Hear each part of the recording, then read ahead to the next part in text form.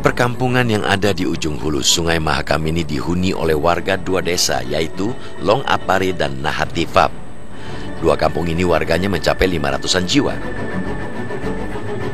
Lantaran minimnya sarana dan fasilitas infrastruktur, minim juga sarana penerangan. Warga di kampung perbatasan ini sangat mengandalkan tenaga surya untuk memasok penerangan dan kebutuhan listriknya. Sebab hingga saat ini perusahaan listrik negara belum menjamah hingga ke daerah pedalaman ini. Yang menggelikan adalah keberadaan menara sinyal telepon seluler. Meski sudah nongkrong terpasang di perbukitan Long Apari ini sejak tahun 2012 silam, hingga saat tim realitas menyambangi kawasan ini bulan November 2014, belum juga bisa kering. Menara telepon seolah-olah hanya dijadikan pajangan saja. Barulah setelah warga ramai-ramai protes berteriak dan mengancam akan menyeberang ke negeri tetangga Malaysia, pemerintah buru-buru mendesak pihak provider untuk mengaktifkannya. Bapak-bapak di sini ada yang punya handphone nggak, Pak? Handphone? Tidak ada. Ada di kita punya tower belum bisa. Belum bisa. Tapi handphonenya punya ya, Pak? Handphonenya punya kan? Cuman belum ada sinyalnya begitu?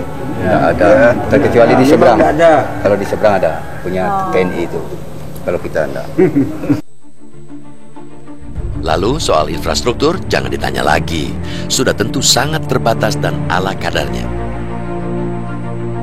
Di perkampungan ini bahkan tidak ada alat transportasi seperti motor ataupun sepeda.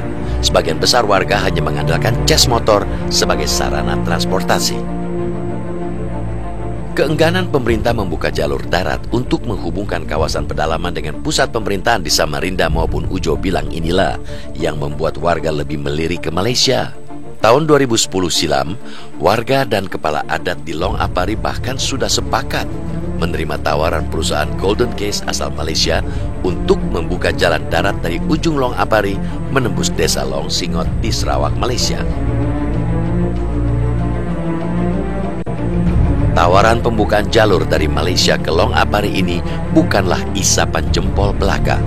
Maklum saja, sebagian dari anak beranak keturunan dari Long Apari ini juga banyak yang sudah hijrah ke Long Singot pada tahun 80-an silam. Sebagian dari kerabat warga ini juga banyak yang bekerja dan beranak pinak di negeri jiran Malaysia. Banyak. Bahkan yang sudah berkeluarga di Malaysia ada.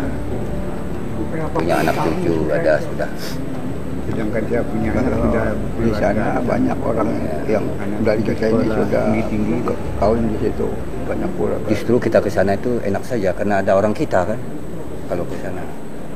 Kalau tidak ada orang kita termasuk sulit juga ditanya nanti itu kita ini dari mana, identitasnya mana, itu ditanya itu. Tapi kalau ada orang kita ya sudah nyata dia tahu kan. Kalau yang sekarang ini misalnya ke sana menyeberang tidak pakai paspor itu tidak apa-apa? Tidak apa-apa kalau kita tahu. Kalau saya biasanya saya ke sana saya ngambil surat dari Long Singot. Surat yang saya bawa sini saya tinggalkan karena Long Singot itu kan orang kita. Dia bikin surat, tujuannya menemui keluarga. Tidak apa-apa.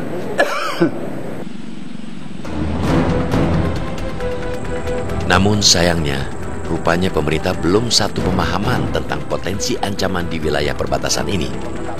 Keterisolasian kawasan Long Apari ini tidak dilihat sebagai potensi ancaman. Sebab daerah ini tidak memiliki jalur darat atau sungai yang bisa diakses langsung oleh warga untuk menuju ke negara tetangga Malaysia.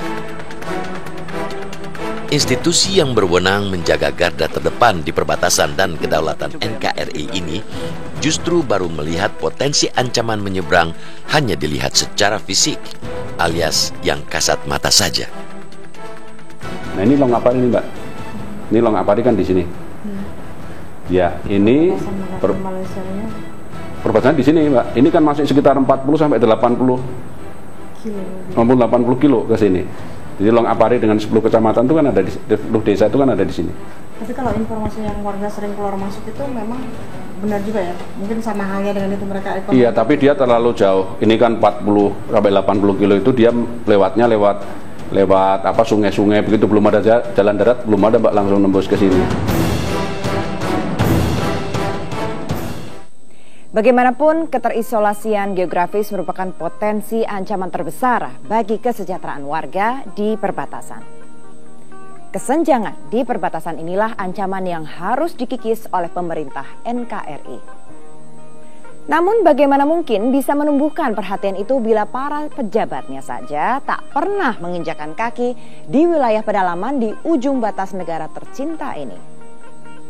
Jadi jangan heran kalau warga akan merasa lebih nyaman dengan bangsa lain yang dianggap lebih peduli.